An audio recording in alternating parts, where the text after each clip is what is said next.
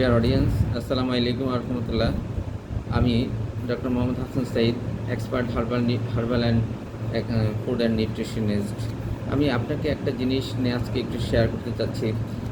উচ্চ রক্তচাপ, hyper tension, যেটা একটা ক্রনিক সমস্যা।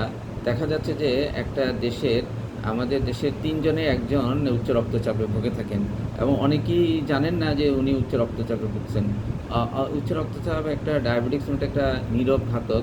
এটা আপনার শরীরের বিভিন্ন গুরুত্বপূর্ণ অর্গানগুলোকে মানে ধীরে ধীরে নষ্ট করে দেয়। বিশেষত আপনার ডেফিনেটলি কিডনি, যে আপনাকে সবসময় পরিষ্কার পরিচ্ছন্ন রাখে, হাইজেনিক রাখে, আপনার থেকে ওয়েস্টেজ দূর করে দেয়, সেই কিডনিটাই উচ্চ রক্তচাপের কারণে একসময় নষ্ট হয়ে যায়। তবে তাইলে এই ব্যাধি সম্বন্ধে জানতে হবে। তবে নিয়মিত উচ্চ রক্তচাপের ওষুধ খেলে উচ্চ রক্তচাপ কমে, সেটা অবশ্যই আপনি কনসালটেন্ট দিয়ে আপনি খাবেন। তবে একটা জিনিস এখানে আমি একটু শেয়ার করতে চাই, যারা লাইফস্টাইল চেঞ্জের মাধ্যমে কিন্তু অনেক সময় উচ্চ রক্তচাপের রেশিও কমান যায়। প্রায় সিস্টোলিক প্রেশার অনেক সময় 8 থেকে 10% 10 কমানো যায়, ডায়াস্টোলিক প্রেশার একই রকম 7 থেকে 8% কমা যায়। তাহলে উচ্চ রক্তচাপ নিয়ে আপনাদের একটু অবশ্যই চিন্তা করতে হবে। এবং উচ্চ রক্তচাপের ওষুধের পাশাপাশি আমরা সাধারণত হেলদি ডায়েট, যেটা অবশ্যই হেলদি ডায়েট খাবেন। এটাতে স্টার্চ বা কার্বোহাইড্রেট জাতীয় খাবার কম খাবেন। তারপরে আবার রিডিউস সল্ট, আপনার খাবারে সবসময় লবণ কম রাখবেন।